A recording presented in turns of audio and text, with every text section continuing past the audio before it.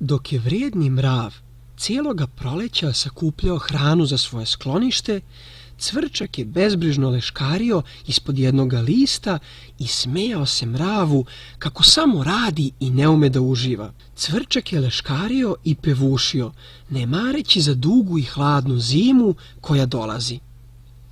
Kada pade sneg i dođe zima, Cvrčak zakuca na prozor kuće u kojoj je stanovao mrav. Kada mrav otvori prozor, Cvrčak ga zamoli za nekoliko zrna žita, koje je mrav vrijedno skupljao cijeloga proleća.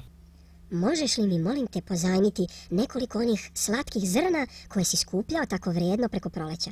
A reci mi samo, šta si ti radio proletos?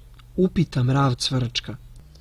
Pa znaš već, nisam nešto mnogo radio, svirao sam uglavnom. Svirao si? E pa onda sada igraj, pa će te glad možda proći.